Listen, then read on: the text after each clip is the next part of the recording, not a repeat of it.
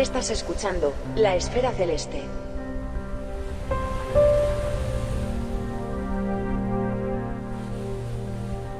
En este episodio vamos a hablar de luz.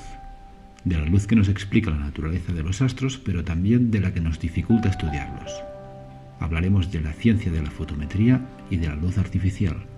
Y lo haremos con un gran conocedor de estos dos conceptos y del mundo de la astronomía profesional y amateur. Hoy hablamos con David Galadí.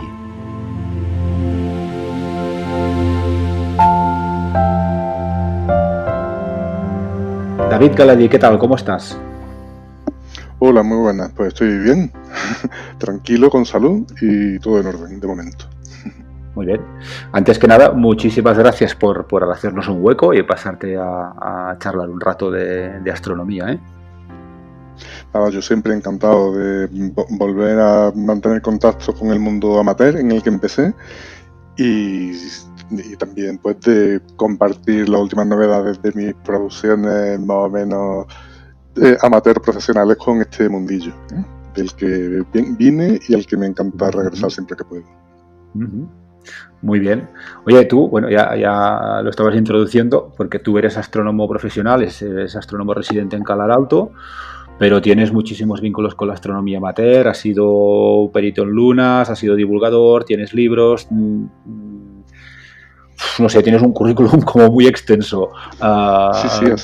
Yo empecé, bueno, sí, variado porque ocupa estos dos mundillos. Yo empecé como aficionado en Córdoba, en la Agrupación Astronómica de Córdoba, a la que sigo perteneciendo, aunque ya no vivo allí.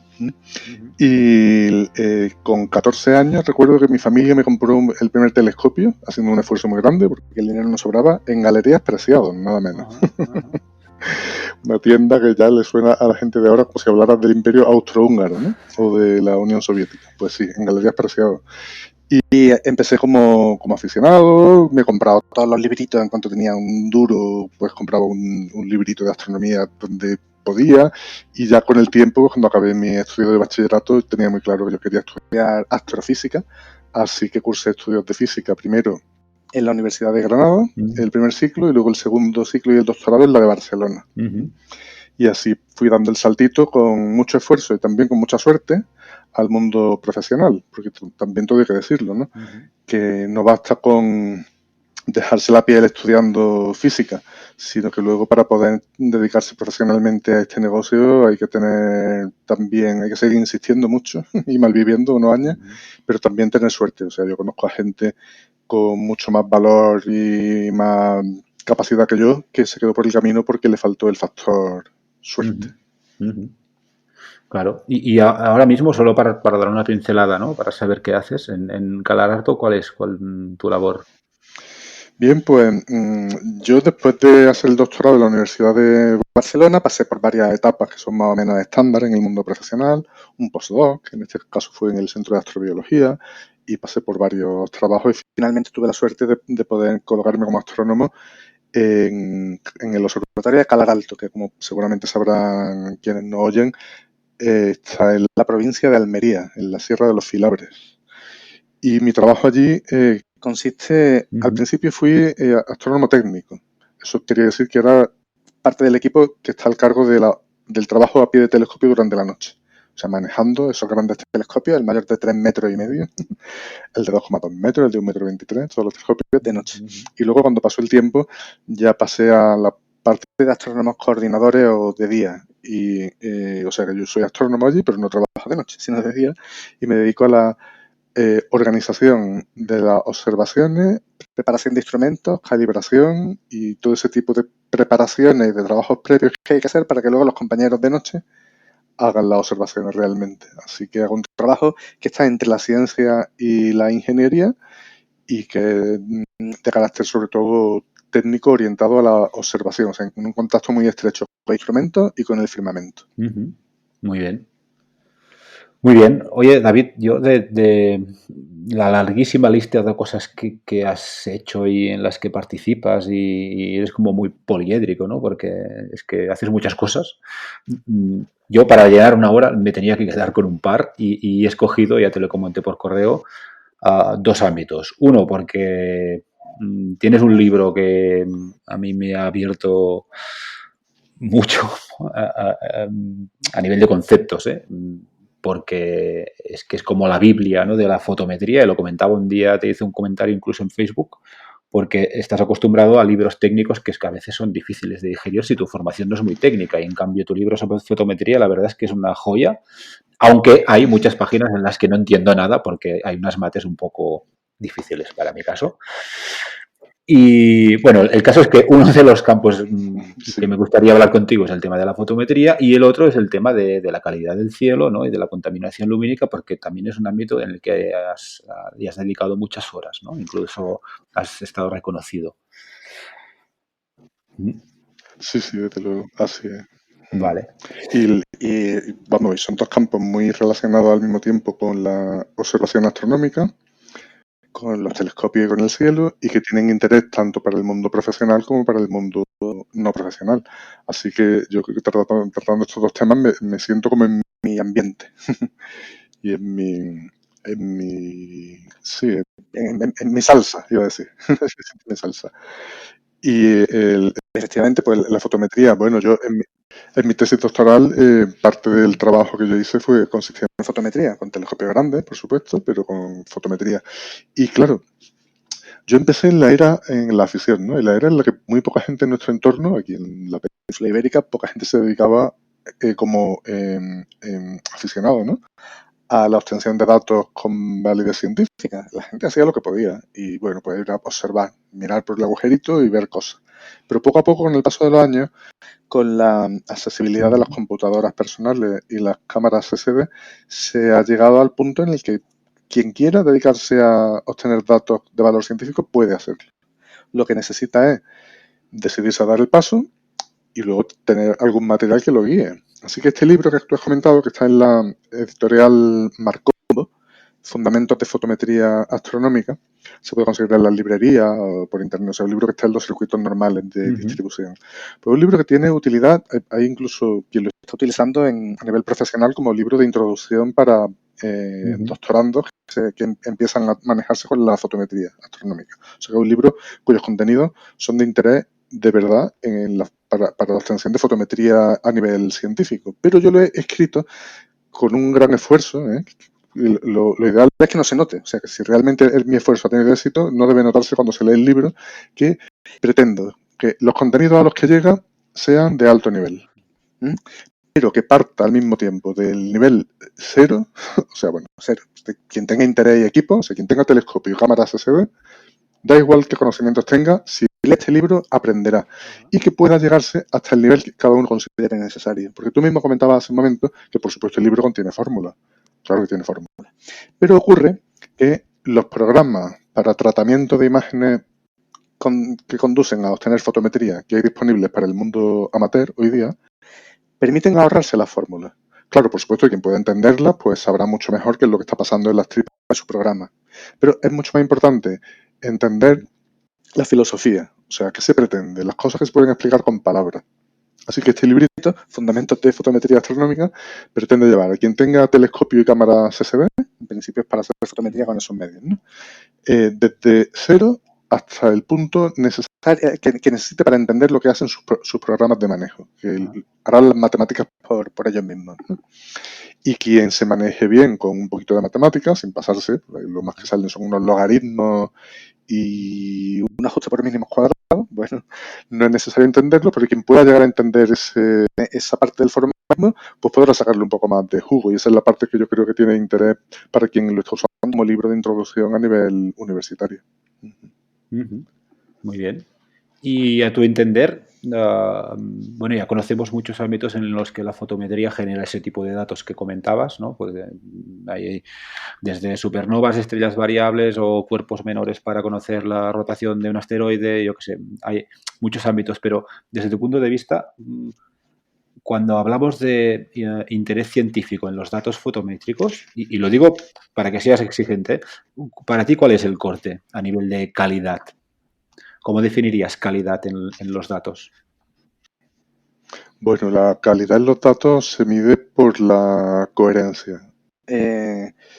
Tanto de una medida comparada con las otras que se toman en el mismo día, o entre las medidas que se toman de un mismo objeto a lo largo del tiempo. O sea, cada persona debería empezar, quien quiera meterse en esto de la fotometría, por trabajos muy sencillitos que le permitan comprobar que sus resultados son contrastables y coherentes. Cualquier programa que permita obtener fotometría de cualquier tipo, por ejemplo, lo que llamo yo fotometría básica en el librito, ¿no? Lo llamaríamos en nivel técnico fotometría diferencial, ¿no? La fotometría básica, cualquier herramienta, cualquier programa da una estimación del nivel de error, del nivel de confianza, de incertidumbre de los resultados. Pero es muy interesante aplicar las propias herramientas a observar objetos ya conocidos. Por ejemplo, extraer la curva de luz completa de la estrella binaria eclipsante Algol. O sea, no hay nada más conocido que Algol, ¿no?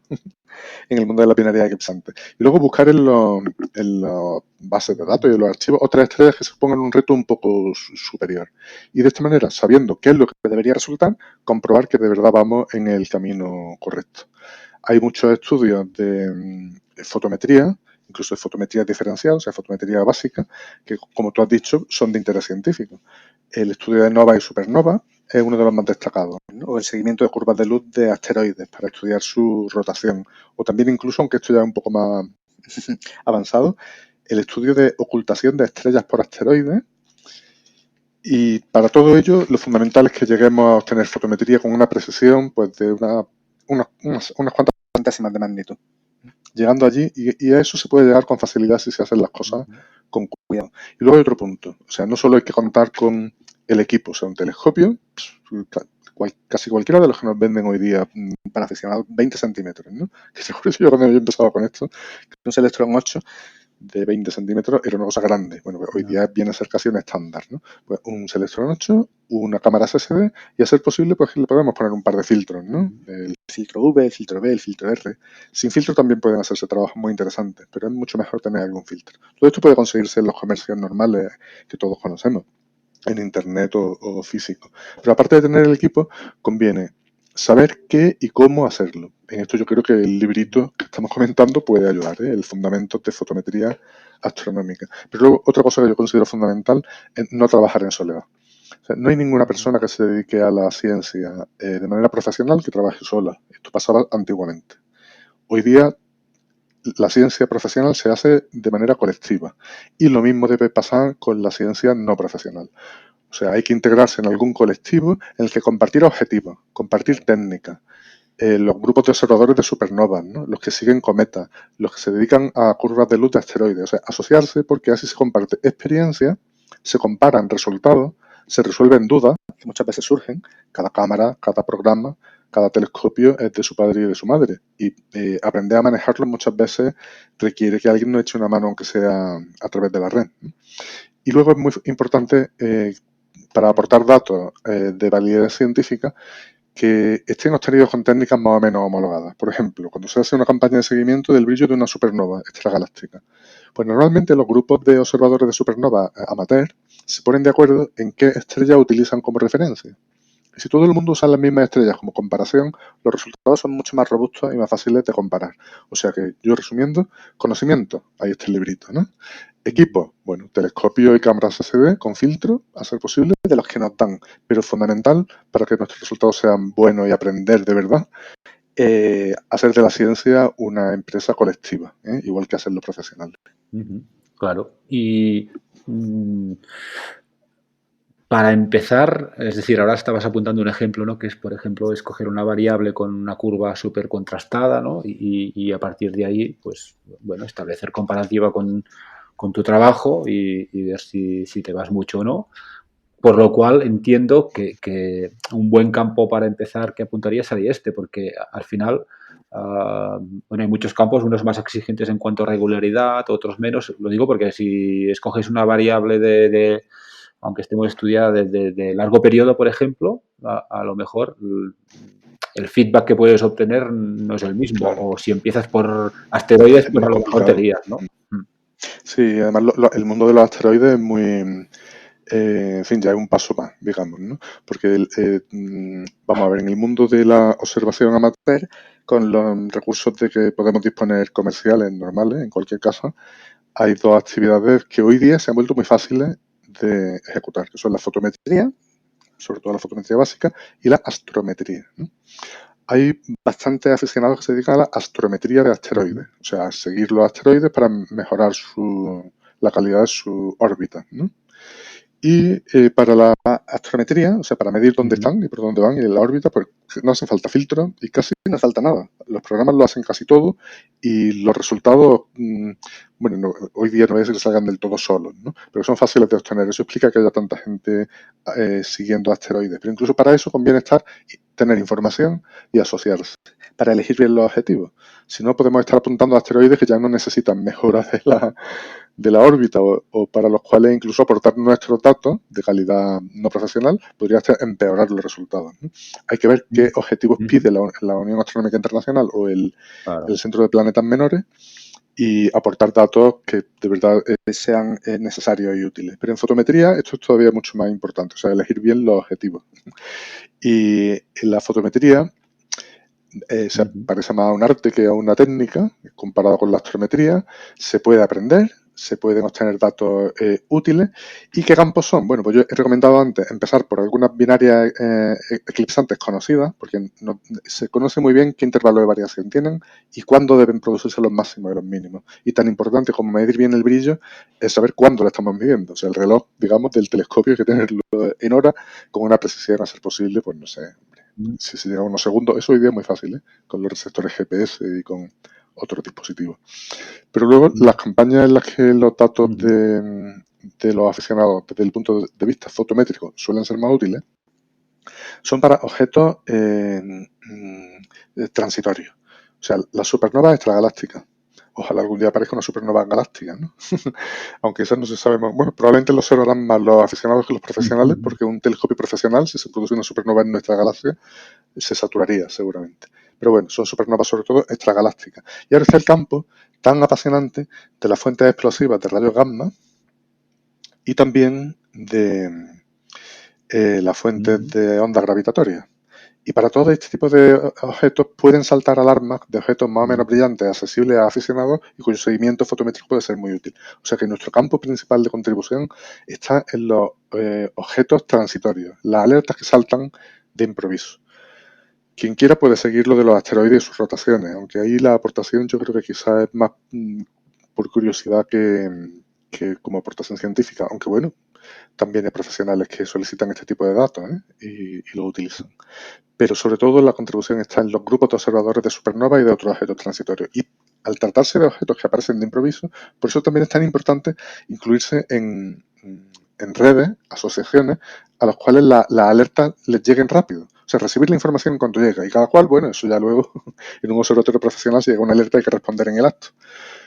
Los aficionados pueden responder o no, pero lo importante es que te llegue la información a tiempo y tú decidas lo que haces luego, porque tampoco hay que agobiarse con esto.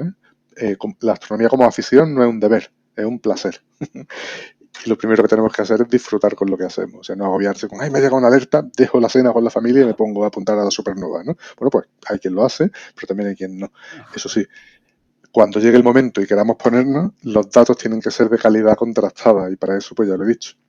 Apuntar a lo que interesa, equipo bueno y conocimiento. Muy bien, y creo que ya lo has apuntado tú mismo, porque yo te iba a preguntar de un poco cuál es de los muchos campos en los que se desarrolla actividad en el ámbito de la fotometría crees tú que van a ser pues los más, no sé, los más punteros, ¿no? O los que se van a generar más novedades, y supongo que estás apuntando las contrapartidas ópticas, ¿no? Pues del caso de, bueno, lo que estabas comentando tú ahora mismo, ¿no? Incluso el tema de ondas gravitacionales y tal. Sin lugar a dudas, tanto en el campo profesional como en el no profesional, la búsqueda de contrapartida óptica de fuentes transitorias de rayos gamma o de ondas gravitatorias, bueno, las fuentes de ondas gravitatorias hasta ahora son débiles, pero aún así es un terreno en el que tiene sentido que también los aficionados entren.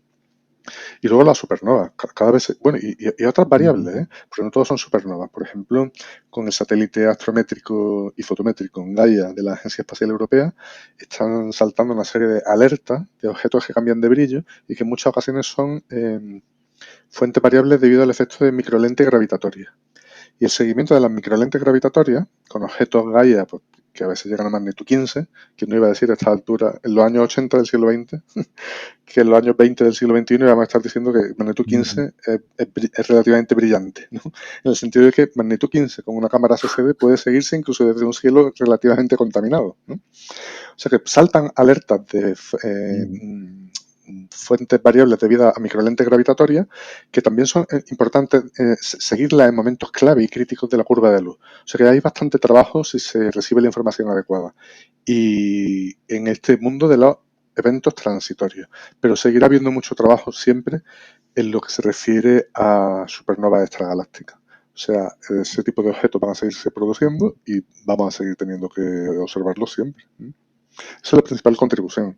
Luego hay quien disfruta haciendo fotometría de cometas, por ejemplo. Las técnicas para fotometría cometaria son distintas a las que se aplican en fotometría estelar, podríamos decir, ¿no?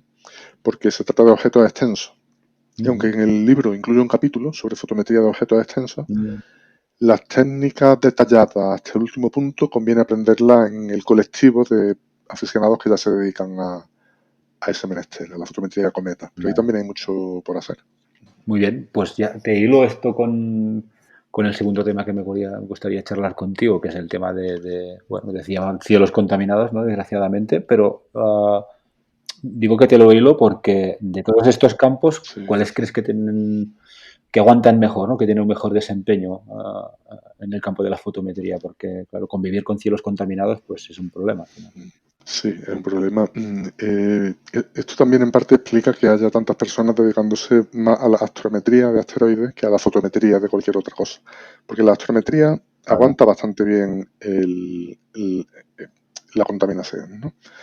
Hombre, es verdad que un fondo de cielo brillante introduce ruido en las medidas. Y eso altera las medidas de posición también de los objetos, o sea, la astrometría. Pero la altera mucho menos que la fotometría. La fotometría sufre bastante con un cielo que no sea oscuro. Y eso explica que haya menos gente en fotometría que en astrometría. Pero aún así se puede sobrevivir.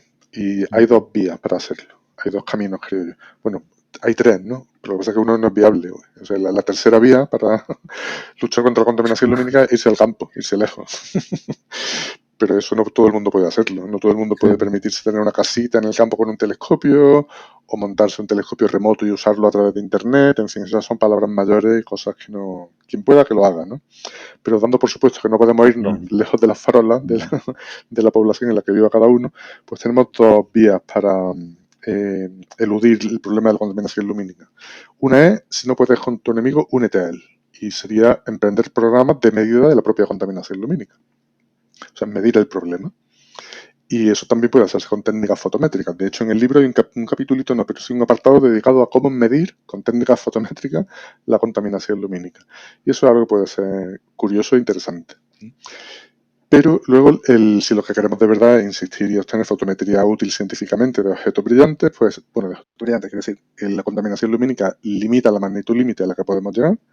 Desde una población cualquiera, no digo ya una ciudad como Barcelona o Madrid, sino una capital de provincia de tamaño mediano, pues hombre, ya es complicado obtener buena fotometría de objetos más débiles que magnitud 13 o 14.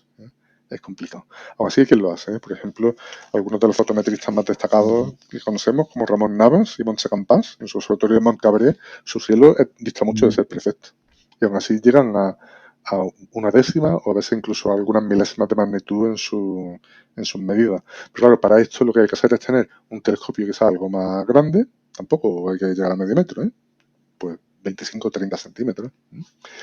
Y sobre todo aplicarse mucho a la hora de que las medidas, o sea, adquirir mucha experiencia en contacto con otros compañeros, obtener medidas, afinarlas, insistir y refinar, depurar la técnica.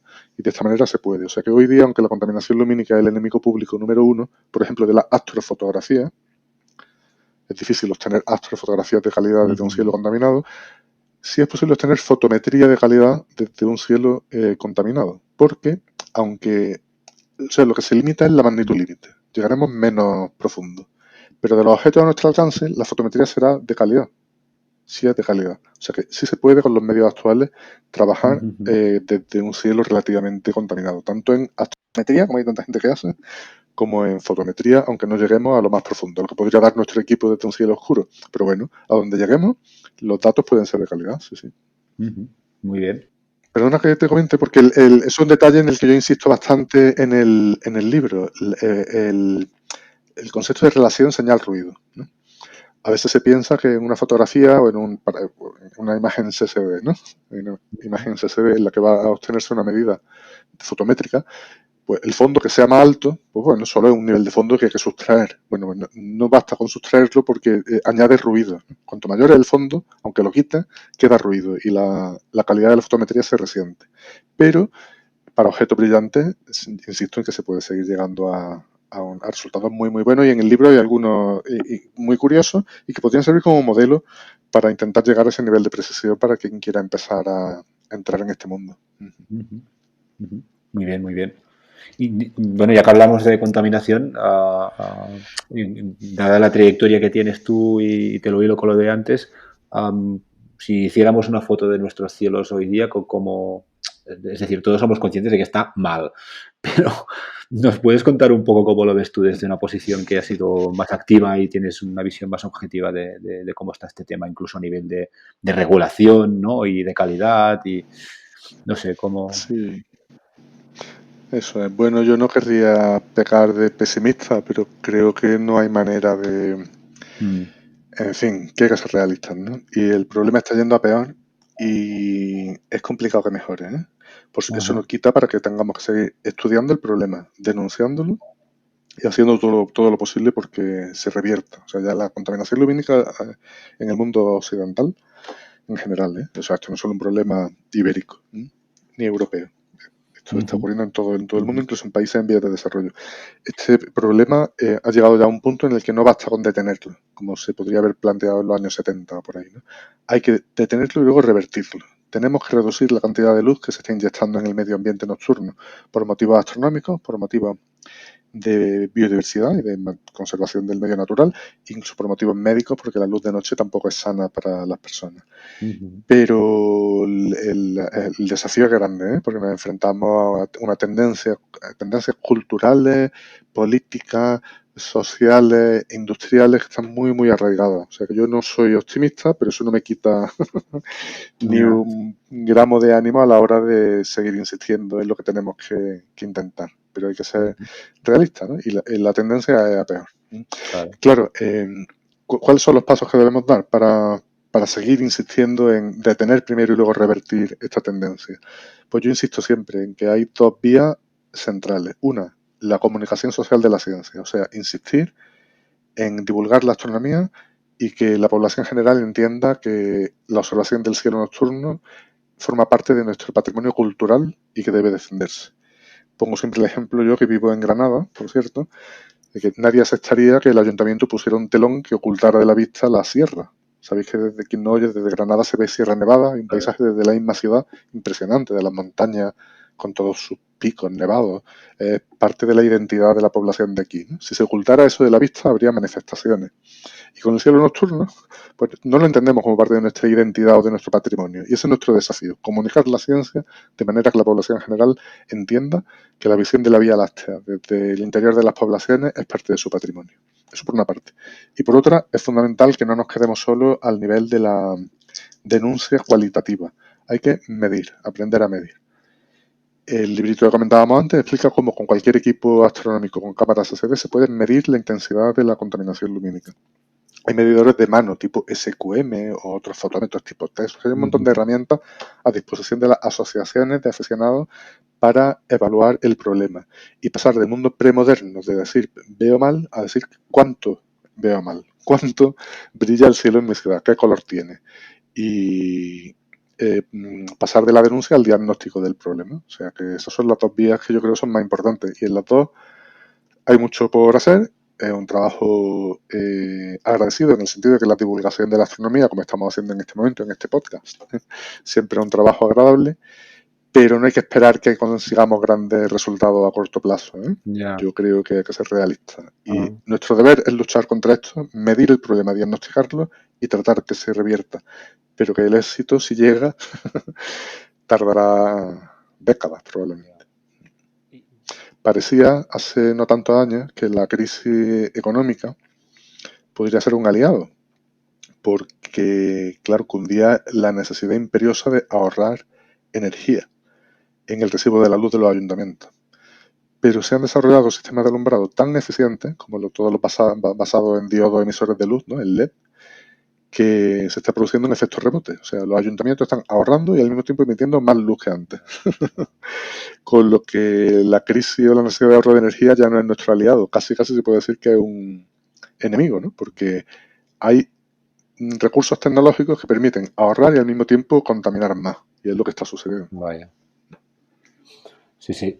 Y ya que hablabas de medir, tú también estás detrás de un proyecto, no sé si lo definíamos así, que se llama Qsky Map, a partir del cual caracterizasteis el cielo nocturno de Andalucía, ¿no? ¿Nos podrías explicar un poco este proyecto? Sí.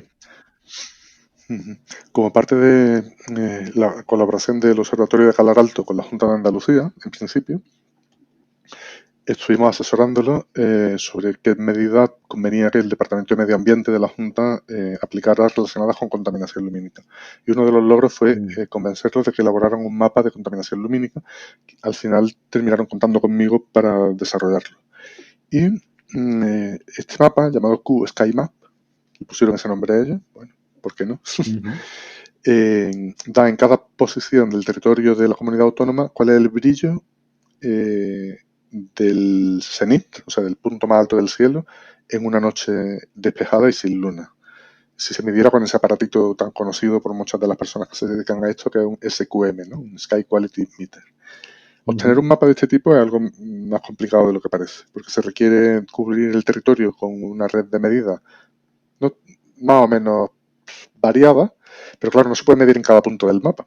Así que la técnica habitual consiste en medir en un conjunto de puntos, comparar esas medidas con datos obtenidos desde satélites artificiales y relacionando las medidas desde el suelo con las medidas desde satélite, se puede extender la previsión y las medidas tomadas en algunos puntos a la totalidad del territorio. O sea que es una técnica, es la misma que usa un especialista muy conocido en este campo llamado Fabio Falchi, un italiano. Produjo un atlas, ya lleva 2 ediciones, del atlas de brillo del cielo nocturno en todo el mundo. Pero es importante que cada comunidad autónoma, recordemos que en España son las comunidades autónomas las que tienen la competencia en materia de medio ambiente, que cada comunidad autónoma tenga su propio mapa, porque deben tener autonomía en la obtención y gestión y uso de sus propios datos. Y luego, este tipo de mapas, si se obtienen periódicamente, digamos cada 3, 4 o 5 años, son la mejor manera de evaluar la progresión del problema. Y yo antes decía que hay que medir. Y hay que medir para saber cuál es el problema ahora. Pero también hay que medir para seguir su evolución. Si lleváramos, cosa que por desgracia no tenemos, si lleváramos 15 o 20 años de medidas acumuladas de brillo del cielo en nuestro entorno, tendríamos una gráfica pues, que pondrían el vello de punta, tanto casi como las que nos enseñan los ecologistas cuando hablan de la acumulación de dióxido de carbono, ¿no? En la atmósfera. Pero no las tenemos, porque no hemos estado midiendo. La tecnología no estaba madura, pero ahora sí lo está. Y debemos medir los profesionales, los aficionados y las autoridades que tienen competencia en materia de medio ambiente. O sea, que elaborar este tipo de mapas, elaborarlos además periódicamente en ediciones sucesivas para seguir la evolución del problema y hacer posible algo que todavía está por hacer, porque yo creo que es muy importante, hacer mapas no solo del brillo del cielo, sino también del color del cielo provocado por la luz artificial. Porque con la llegada de la luz blanca, tipo LED, no solo está incrementándose el brillo del cielo, sino que también su color está pasando del dorado al blanco o al azul. Y esa tendencia también necesita monitorización. Y por ahora no hay nadie que haya hecho un mapa del brillo del cielo que incluye información de colores, ¿no? Ese desafío está todavía por delante y yo creo que algo de lo que habría que convencer a las autoridades de medio ambiente de todo el territorio de España y de todos los países para que lo emprendan. Ese sería el siguiente desafío, un mapa tipo Qsky Map, ¿no? Como el que hicimos en Andalucía. Sería sacar ya, porque ya hace 5 años, ¿no? La segunda edición para ver cómo evoluciona el problema. Mi previsión es que está evolucionando mal, ¿no? Y hacer una edición que incluyera información de color. Y ya que hablas de color, cuéntanos un poco qué es esto del índice espectral G, en el cual también has estado implicado. Bien. Esto es otro asunto en el que yo modestamente debo sentirme orgulloso de haber conseguido que las autoridades de medio ambiente de la Junta de Andalucía hayan entrado por esta vía. Porque como acabo de comentar, no solo es importante la intensidad del brillo artificial del cielo nocturno, sino también su color, por diversos motivos, tanto de tipo astronómico como de salud humana o de biodiversidad. O sea, la luz azul es más dañina siempre, o casi siempre, vamos a decirlo así para que no se enfade nadie que no oiga, ¿no? En general, el enemigo público número uno del medio ambiente natural nocturno, oscuro, es la luz, ¿no? Pero esa luz es la luz artificial. Esa luz es tanto peor cuanto más azul, más corta sea su longitud de onda. ¿Y qué ocurre? Que el mundo de la ingeniería del alumbrado trabaja solo con la luz a la cual es sensible el ojo humano. Utilizan unas unidades de medida muy propias de su disciplina, que habrá quien le suenen, ¿no? De cuando estudiábamos en la escuela el Sistema Internacional de Unidades. Ahí salía el kilogramo, el metro, el segundo, el amperio, y salía una cosa muy rara que era la candela. La candela. ¿Qué será eso de la candela? En intensidad luminosa, pero nunca lo usábamos para nada, ¿no? Bueno, pues la candela es la medida básica del sistema internacional que se usa para alumbrado, en ingeniería del alumbrado, para medir cuánta luz visible produce una lámpara. ¿Qué ocurre? Por ejemplo, podríamos pensar, ¿no? Las lámparas estas que se usan ultravioleta en las carnicerías para atraer a los insectos, a las moscas, ¿no? Emiten luz ultravioleta. Emiten muy poca luz visible. Así que casi no emiten candelas, podríamos decir, ¿no? Son candelas, luxes y lúmenes, las unidades que están relacionadas con la visión humana. Casi no, pero sí emiten mucha luz ultravioleta y atraen tanta que atraen a las moscas, ¿no? Así que si ponemos esas luces de noche, pues una lámpara que no está emitiendo casi lúmenes, luxes o candelas, en realidad sí está contaminando el entorno. ¿Qué pasa? Pues que hay que convencer al mundo de la ingeniería del alumbrado para que no se limite a medir solo la luz visible para el ser humano, sino que también se mida qué luz emiten las lámparas en los sistemas de alumbrado en otras longitudes de onda, en otras bandas. Y esto es algo que en astronomía llevamos haciendo mucho tiempo. Yo antes hablaba de que conviene hacer fotometría con filtros, ¿no? Y la fotometría de las estrellas, pues solemos hacerla con el filtro UV, verde, visual, que casi coincide con el filtro con el que se definen las candelas, los luxes y los lúmenes, por cierto. Pero también usamos a veces filtros azules o rojos, y de ahí deducimos índices de color, B-V, V-R, que nos dan información astrofísica sobre de qué tipo son las estrellas. Bueno, pues con las farolas se trata de hacer más o menos lo mismo. O sea, cuando se instala una instalación de alumbrado, no solo saber cuánta luz visible produce, sino también qué proporción de luz está emitiendo fuera de la luz visible, en particular en el azul. Y este índice G, que inventé hace unos añitos y que en la Junta de Andalucía están dispuestos en su propia normativa próximamente a introducirlo como criterio de calidad de las lámparas, es un índice de color muy parecido a cuando se ve un diagrama color-magnitud, ¿no? El diagrama HR de las estrellas. Pues tenemos brillo en el eje vertical y luego el color en el horizontal. Bueno, pues esto mide el color. Además lo mide de una manera muy parecida a como lo hacemos en astrofísica.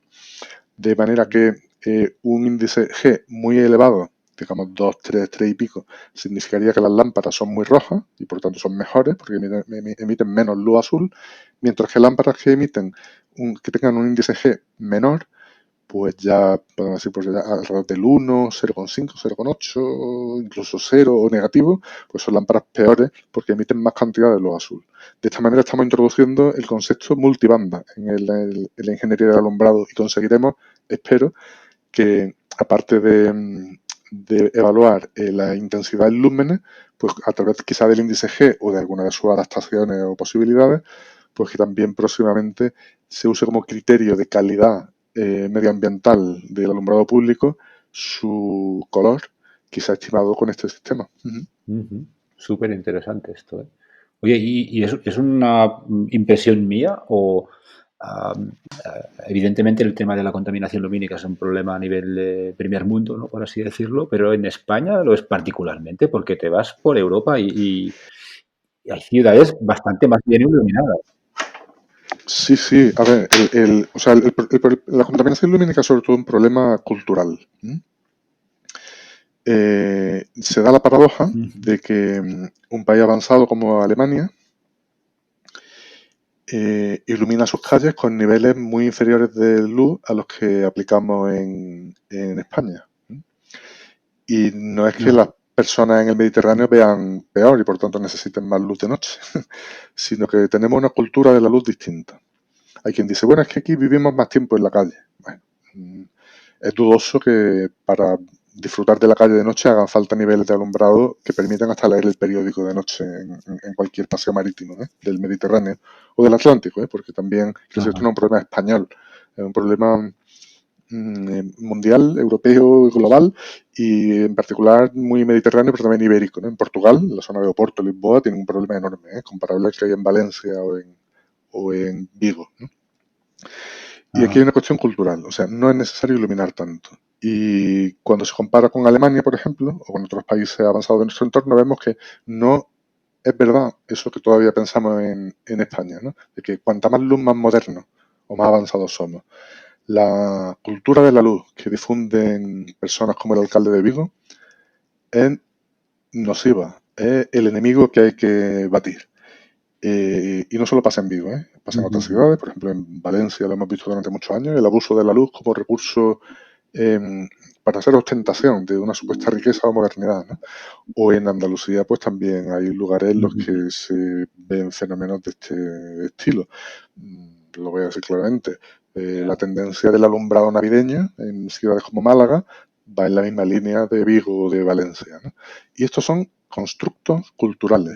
Identificar el abuso de la luz artificial de noche con progreso, avance o con una mejora, cuando en realidad es un derroche de energía y una agresión al medio ambiente e incluso a la salud, ¿no? Así que tenemos sobre todo que cambiar ese chip cultural y conseguir que la noche vuelva a ser noche. La noche puede disfrutarse incluso al estilo más mediterráneo que queramos, viviendo en la calle, agrediendo menos al medio ambiente. Y ahí está el desafío. Lo que pasa es que, claro, cada vez que conseguimos que alguien reciba este mensaje, pues aparece a la Navidad siguiente el alcalde de Vigo y con un par de comentarios pues ya destroza toda la labor de años, ¿no? Yeah. Pero así es.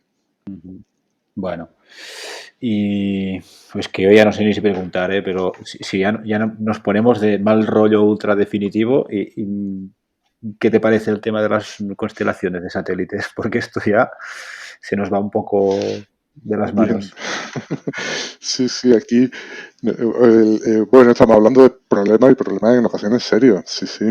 Bueno, quien no oiga seguramente, si están en el negocio de la afición por la astronomía, pues han oído hablar de las mega constelaciones de satélites.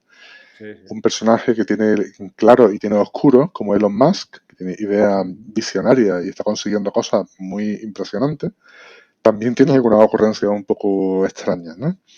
Que seguramente habrán hecho sus estudios y pueden proporcionarle un negocio suculento. Pero claro, un negocio suculento que consiste en enviar al espacio decenas de miles de satélites para proporcionar acceso a Internet a escala global. O sea que uno podría irse al desierto del Kalahari, en África, y tener Internet de banda ancha. Bueno, la idea en principio no parece mala. Lo que ocurre es que esto se conseguiría a costa de dañar el patrimonio natural y cultural de toda la humanidad. Claro. Efectivamente, si llenamos el cielo con no ya solo esta empresa, sino todos sus competidores de otras compañías o incluso de otros países. Este es el estadounidense, ¿no? Ahora ya están los chinos, los rusos, los indios, Europa y varias compañías en cada sitio intentando lanzar sus satélites. Y al final podemos encontrarnos de aquí a 15 años pues con que si hoy día, año 2020, tenemos unos 7.000 satélites artificiales en órbita, pues para dentro de 15 años podríamos tener 80.000, 90.000 o 100.000, además en órbitas bajas. Y eso quiere decir que una parte de ellos sería invisible a simple vista, con lo cual no habría ningún lugar del mundo en el que esconderse de la contaminación lumínica. Y por otra parte, todos ellos serían detectables con telescopios. O sea que todo esto que estamos comentando antes de hacer fotometría o astrometría de objetos, pues seguiría siendo posible, Pero tendríamos en cada imagen pues 1, 2, 3, 4, 5 rayas de vida a satélite.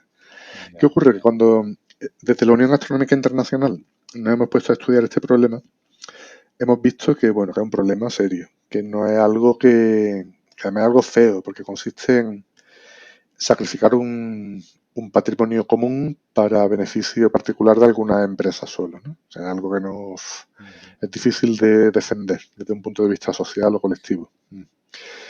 Pero también hay vías para la esperanza, porque cuando se hacen los números y se habla de 80, 90, 100.000 satélites en órbita, cuando se mira en detalle el problema se ve que, a pesar de eso,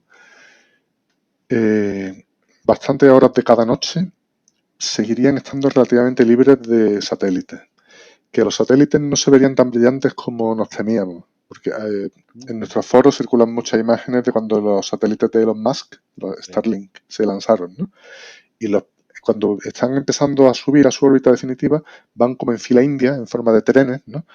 Muy bajos y muy brillantes. Pero luego cuando llegan a su posición definitiva no son tan brillantes. O sea que al estudiar este problema hemos visto que es un problema, que es algo difícil de defender y que hay que ir siguiendo y procurar que no se abuse de ello, pero que en la práctica estos proyectos nos van a molestar, pero no nos van a matar, ¿eh? No nos van a matar. Tendremos rayitas en muchas fotos, pero podremos seguir haciendo fotografías desde lugares oscuros. Simplemente habrá que aplicarse un poquito mejor al promedio de imágenes para quitar trazas de satélite, ¿eh? Y podremos seguir haciendo fotometría y astrometría casi como ahora. Pero bueno, o sea que va a ser una molestia, pero no la muerte definitiva, ¿eh? Y esa es la buena nueva, ¿no? De los esfuerzos que se han hecho de simulación y de cálculo en los últimos 2 años, desde medios profesionales, que el problema no es tan catastrófico como parecía al principio. Es una molestia, es algo serio, pero yo sigo insistiendo. No va a terminar ni con la astronomía profesional ni con la astronomía como afición. Muy bien. O sea, que valga la contradicción, hay luz para la esperanza, ¿eh? Sí. O sea, el cielo, ya hoy día vemos los satélites, ¿no? Los 7000 que hay en órbita. Y bueno, los vemos más como una curiosidad interesante que como una molestia. Cuando en vez de 7000 sean 70.000, por decir algo, sino más, sino 80.000, pues ya dejará de ser divertido. Ya no nos va a gustar verlo. Y casi en una de cada 3 fotos tendremos un satélite o varios, ¿eh? Pero aprenderemos a convivir con ellos si no dejamos que la cosa se vaya de las manos. Es importante intentar que se establezca alguna regulación. No vamos a evitar que se lancen satélites, pero podemos conseguir que se lancen en órbitas menos dañinas. Eso significa procurar que se lancen en órbitas más bajas. Cuanto más bajos están, menos molestan, curiosamente, aunque estén más cerca. Y que las empresas que los lanzan tengan en cuenta la necesidad de que se vean poco, o sea, que sean oscuros, ¿no? Algo equivalente, vamos a decirlo así, hablando mal y pronto, para que los pinten de negro, por decir algo. No es exactamente eso, ¿no?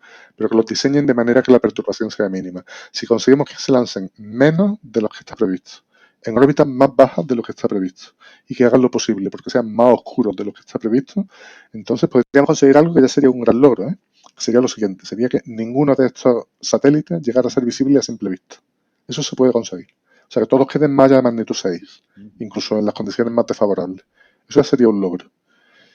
Y si conseguimos además que las órbitas sean bajas y que la cantidad de satélites sea algo menor, o bastante menor, entonces, bueno, pues tendríamos una molestia con la que se podría convivir, mal que bien. Muy bien. Muy bien, David.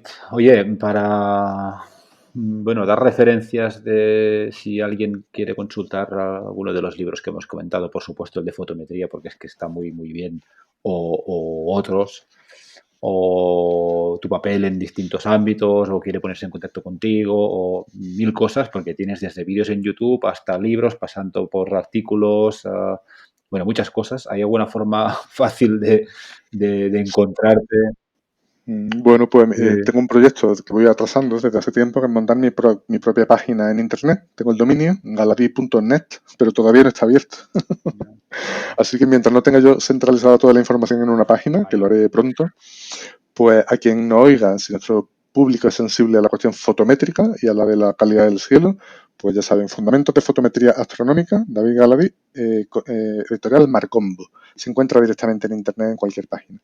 Y luego, pues, de momento, la información sobre las cositas que voy haciendo está dispersa. Hay que buscarla a pico y pala de una en una.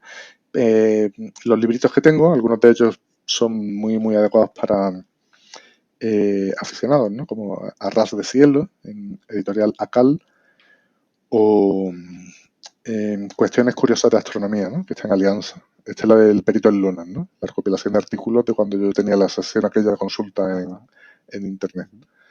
Y en la revista, ¿no? Astronomía. Cuestiones Curiosas de Astronomía. Se encuentran fácilmente.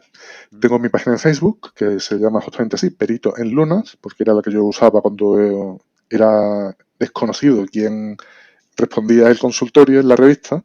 Ahora ya se sabe, no hay ningún problema en que se sepa que soy yo, pero ahí en Facebook estoy. Y todavía de vez en cuando, como la gente sabe que el Perito en Lunas contesta preguntas, pues me buscan en Facebook y todavía me llegan preguntas, aunque ya no tengo ni sección en la revista ni nada que se le parezca, pero sí, ahí estamos. Y ahora también pueden buscar el portal de astronomía de la Fundación Descubre, que se llama El Séptimo Cielo.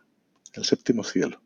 Bueno, pues en El Séptimo Cielo tengo tres secciones que voy alimentando de mes en mes, ¿no? Esas 3 secciones son una sobre biografía de personajes destacados de la astronomía, se llama Galería de Personajes, ¿no?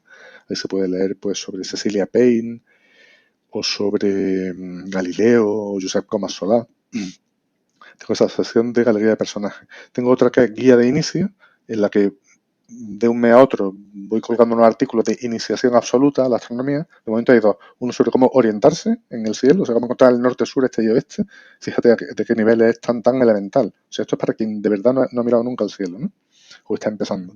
El segundo artículo es sobre las fases de la luna. Pero yo creo que he conseguido en ese artículo sobre las fases de la luna aportar algo nuevo sobre un tema que es muy, muy clásico. Y en meses sucesivos iremos añadiendo más capítulos de esa guía de inicio, en El Séptimo Cielo.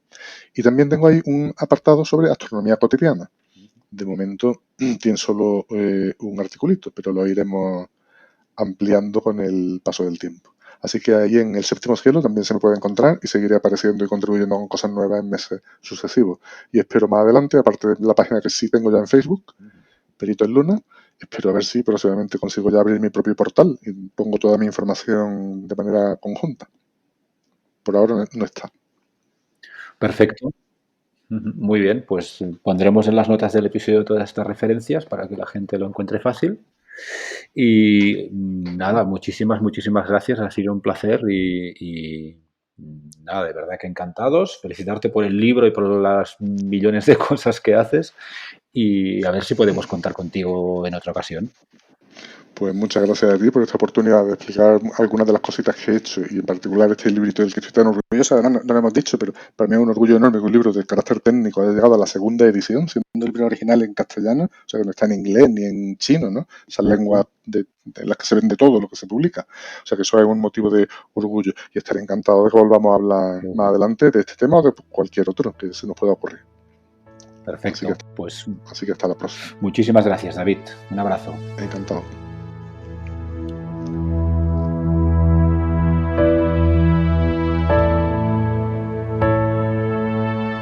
Podéis escuchar La Esfera Celeste en todas las plataformas de podcasting. Encontraréis más información sobre todos los episodios y sus invitados en laesferaceleste.com. Muchas gracias por acompañarnos y hasta el próximo viaje.